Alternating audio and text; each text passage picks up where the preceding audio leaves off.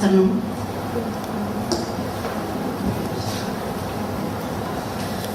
Thank you very much for giving me the opportunity to stay here today and to share with all of you our results on mycorrhizal rice. We work at Barcelona. Barcelona city is located in the Mediterranean seaside. And believe it or not, in Europe we also grow rice. The main rice producers in Europe are located in the Mediterranean basin. The first rice producer is Italy, which produces about 50% of the rice production in Europe. And our country, Spain, is the second producer in Europe. The rest of the rice production is shared by different countries, mainly France, Portugal, Greece, and more recently by the Eastern European countries. In these days, rice production in Europe has to face a big challenge, and this is water scarcity. For this reason, some time ago, we decided to start our research work to evaluate the potential of the arbuscular mycorrhizal symbiosis for the development of sustainable rice production systems. Towards this end, we initiated this work, the work that I will present you today. Just a glimpse on the arbuscular mycorrhizal symbiosis. This is a mutualistic association that is established between most of, if not almost all of the terrestrial plants with fungi belonging to the phylum Glomeromycota. In this interaction, the fungus provides the plant with water and nutrients, and the plant in turn provides the fungus with carbohydrates. As a result of this exchange of nutrients and supply of nutrients, the plant grows better, the plant has a better physiological state, and in some cases the plant is able to overcome either by abiotic or biotic stresses. Concerning abiotic stresses, the plants used to be more tolerant to drought and salinity stress, and concerning biotic stresses, the plants may be resistant to infection by root pathogens. Here I have shown you the two main models for the studies on arbuscular mycorrhizal research, which are the Medicago and Lutus genus. During the arbuscular mycorrhizal symbiosis, we can distinguish different stages.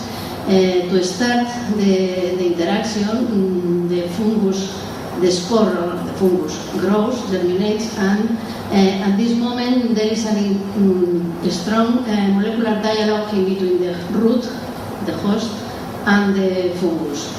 In this way, the plant produces strigolactones. These strigolactones stimulate fungal growth and branching, and the fungus produces the so-called MIC factors, similar to the NOT factors with the resolving interaction. And these MIC factors are recognized by the plant cell, and this triggers a complex reprogramming of gene expression in the host, in the root host. The fungus grows in the cortex, in between the cortical cells of the root, and then the fungus develops these typical structures of the arbuscular mycorrhizal fungi, which are known as arbuscules, and it is in these arbusculated cells where the transfer of nutrients occurs. So this root colonization is restricted to the cortex of the root. Here I show you a list of the topics that I will develop in this talk. We are very much interested in determining or in elucidating the impact of the arbuscular mycorrhizal symbiosis in rice. We are also interested in knowing how the host innate immune system is regulated during the AN interaction, and also what are the properties of the arbuscular mycorrhizal rice plants in terms of resistance to pathogen infection. To the first point, here I present you a summary of the phenotypical analysis of mycorrhizal rice plants. Here we have the typical growth of our rice variety. This is a cultivated variety in Spain under normal growth conditions, that is with no mycorrhiza. And this is the growth and the growth of the rice plant after inoculation with the arbuscular mycorrhizal fungus, Rhizophagus irregularis, which was formerly known as Globus interradices. As you can see, the plants grow faster and better. Here you have the growth profile of the non-mycorrhizal plants and the mycorrhizal plants. The plant has a higher biomass, produces higher biomass, and also a higher number of tillers. The plant mycorrhizal plants also have a higher content of chlorophyll, which is a signal of a better physiological stage. Here you can see the phenotype of the roots. Mycorrhizal roots show this typical appearance of a yellow color, which is indicative of mycorrhizal functioning. You can detect in these mycorrhizal roots the different stage during growth and development of the fungus in the root, from arbuscles to the running hyphae in the cells. And also you have a higher biomass in the roots in terms of fresh weight and higher content of carotenoids. So this is indicating us that Rhizophagus irregularis stimulates growth and biomass in rice plants. To the second point, we studied the relevance of the host innate immune system during the interaction of rice plants with the arbuscular mycorrhizal fungus. The reason to do this kind of studies is that in the rhizosphere, the rice plant, the rice root, contact with a large variety of microorganisms. Some of them are beneficial, like is the case for the arbuscular mycorrhizal fungus, but others can be pathogenic to the host. In this way, this means that the plant must be able to recognize, to discriminate in between the different types of microorganisms, to allow them to establish the symbiotic relationship or to defend against the potential attack by pathogens. Just a very simplified scheme of what the plant immune system is. I mentioned that after recognition of the pathogen at the extracellular level by distinct specific receptors, this recognition triggers the expression of a complex signaling pathway in which different kinds of regulatory genes operate, ending in the activation of different families of defense genes. Some of these defense genes have antimicrobial proteins. The best known examples are the family of pathogenesis-related proteins. And here you can also see that one of the earliest responses to pathogen infection is the activation of the antioxidant defense response. So, when we analyze the expression of different types of defense genes in the roots of mycorrhizal rice plants, we observed that this is only an example of the different genes we analyzed, representing different PR genes and glutathione transferase, which is representative of oxidative stress. As you can see here, these different marker genes, markers for the activation of defense responses, are induced in mycorrhizal roots of rice plants. This means that the rice immune system is somehow activated in roots of mycorrhizal rice plants. As an alternative approach, we used also proteomic studies. We obtained the symbiotic proteome of the rice root interaction with Rhizophagus irregularis, and this result confirmed the ones that we obtained by gene expression studies. That is, that the mycorrhizal root accumulates different types of pathogenesis-related proteins and also different enzymes involved in protection against oxidative stress. So at this point, the evidence we had was that the expression of defense genes is indeed activated in roots of mycorrhizal rice plants, and this defense gene expression is accompanied by the accumulation of defense proteins.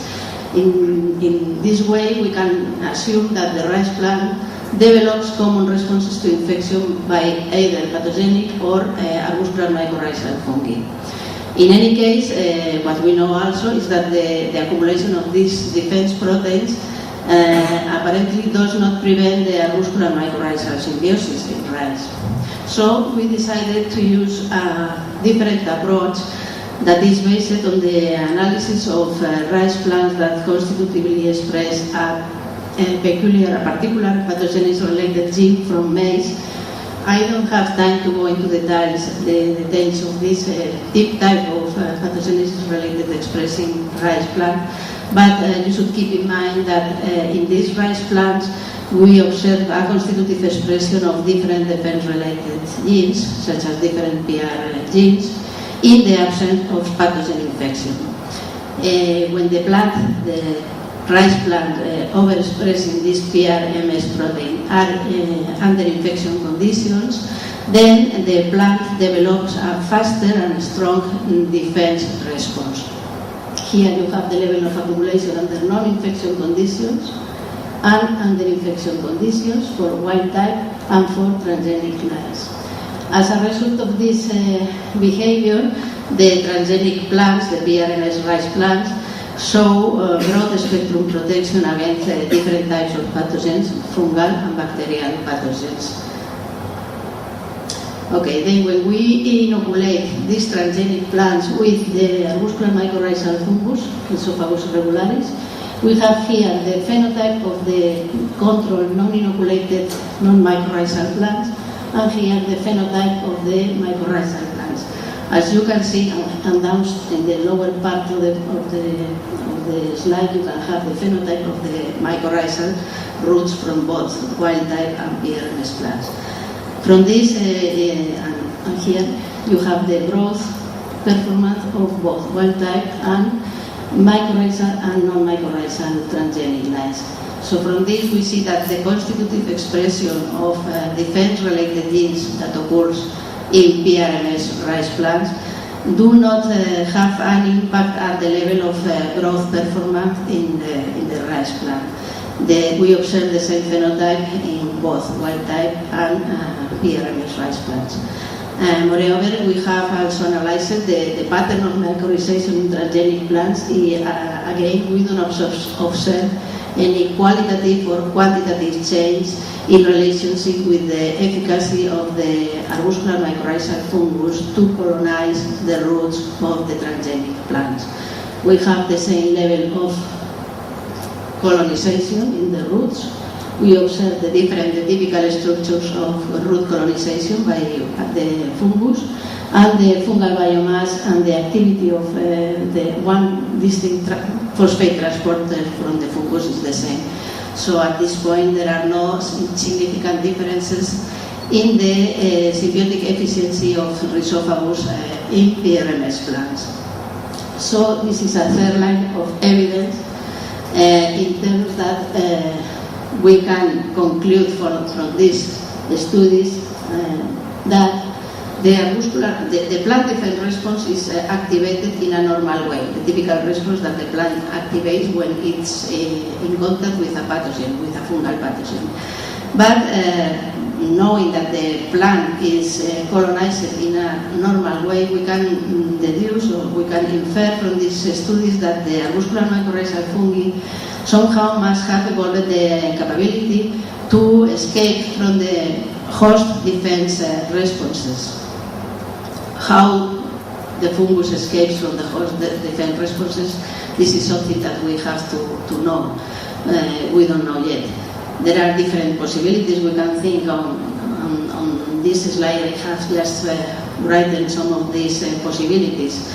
There is the possibility that the defense proteins that are produced by the host plant are not able to reach to affect the fungal cell, because I have no time to enter into these details, but the fungus, when it enters into the plant cell, it doesn't contact directly with the cell, the cytoplasm of the host cell, because the fungus is always surrounded by this periarbuscular membrane. The presence of this periarbuscular membrane may somehow block or to avoid contact with the antimicrobial effector proteins, antimicrobial proteins from the host plant. But another plausible explanation is that there is a fine-tuned regulation of the host defense gene expression with a temporal and cell type specific regulation. This is probably the most probable explanation. We should go on to continue with these studies to know if there is a localized suppression of the specific defense responses in the root, in the arbuscular mycorrhizal root of the rice plant. Okay. And the last point we analyzed is we were interested in knowing the phenotype of the mycorrhizal rice plants when they are infected by the rice blast fungus Blanca San. As you can see here, the mycorrhizal plant shows a better appearance. These are the symptoms we observe when we infect with the rice blast fungus non-mycorrhizal plants, and this is the phenotype of the mycorrhizal plant. So there is a clear protective effect induced by the mycorrhiza. We went on to know something about the molecular basis of the mycorrhiza-induced resistance to infection by the foliar pathogen Bacteroideae. And in this slide I show you the results obtained on the expression of defense-related genes in leaves of mycorrhizal plants. The different defense genes we analyzed, which are regulatory genes of the host defense response, such as the well-known MPR1 and different transcription factors that are known to be regulators of the rice defense response against pathogen infection. The expression of these regulatory genes is activated under normal growth conditions, that is, in the absence of infection by the fungal pathogen. In the upper part you have the expression in non-mycorrhizal plants and the expression in mycorrhizal plants in the dark blue line. Okay. So we observe this systemic induction of genes playing a regulatory role in the host defense response, but under these conditions there is no response concerning the defense effector genes. Only when we inoculate, when we infect the leaves of the mycorrhizal rice plant, we have a differential response in terms that the infected leaves of the mycorrhizal plant show a faster or stronger activation in the activation of the expression of defense effector genes. Here you have the expression of one marker gene for the defense response in rice, which is PR1. As you can see here, at 3 days post-inoculation in the leaves with the rice blast fungus, there is a strong response, a strong activation in this gene. The same occurs for the PR5 or the PBCTA1 or the PR10. This in this case is at day 1. So the overall picture of these studies is telling us that the arbuscular mycorrhizal rice plant is somehow in a primate stage. This primate stage means that under non-infection conditions by the rice blast fungus, the foliar pathogen, the plant shows a higher basal level of expression of the defense regulatory genes. Only when the plant becomes infected, the expression of the defense effector genes occurs faster or in a stronger way. This is what we know up to now, but of course there are many things we should continue studying. The main objective now we have is to determine, to know what is the productivity, the seed production in mycorrhizal rice plants. And then we will go also on with the elucidation of to try to elucidate the molecular signaling, the signaling molecules that are responsible for this priming in the expression of defense responses at the systemic level. We also are very much interested in knowing the phenotype of the resistance of the mycorrhizal rice plants to other types of pathogens and to abiotic stress, mainly drug stress. And finally, here I show you the people involved in different studies. The results I have shown you have been obtained basically mainly by Lidia Campos Soriano in our lab. In some studies we collaborate with Paola Bonfante at the University of Torino. And thank you very much to all of you and to the organizers of this meeting for the work they have done. Okay, thank you. We have time for questions.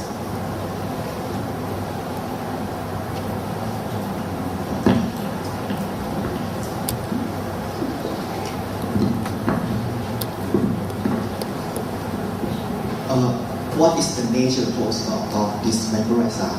What is what? nature hosts. And in nature, mycorrhiza have many hosts. In nature, they can colonize almost everything. and so in the first that you screen this mycorrhiza, this is the origin of this mycorrhiza. You isolate from which plant.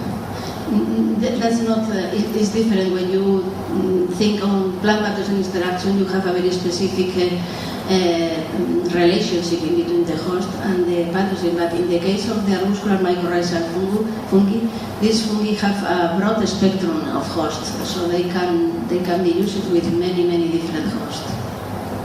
This particular one, Rhizophagus irregularis, which was known as Glomus intraradicis, can colonize many different types of plants.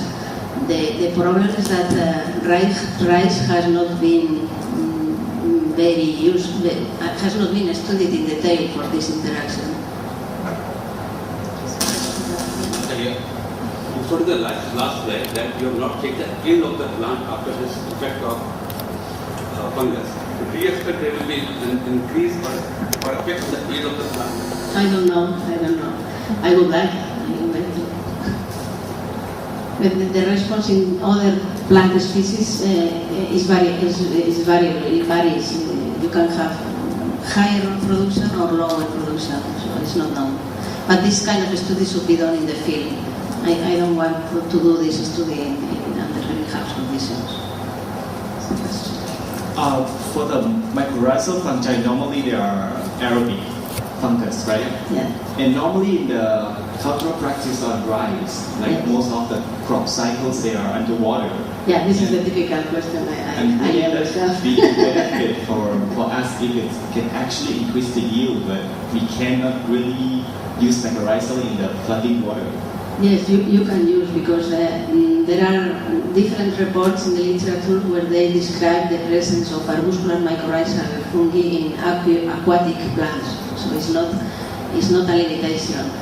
But as I say, my dream is that due to the problems we have to face in the near future in Europe due to the shortage of water, we can find a way to grow rice under less water-consuming conditions, taking advantage of the mycorrhizal association. Are the different strains of the mycorrhizal that grow in the aerobic and anaerobic condition? The reports that I mentioned show that the same strains that you can find in soil-grown plants can be also found in aquatic plants.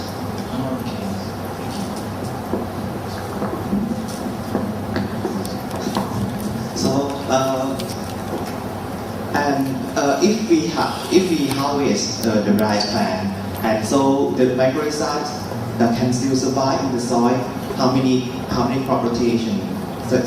So you can have the experiment to confirm it. How many what? How many crop rotation in when after we have harvest the rice?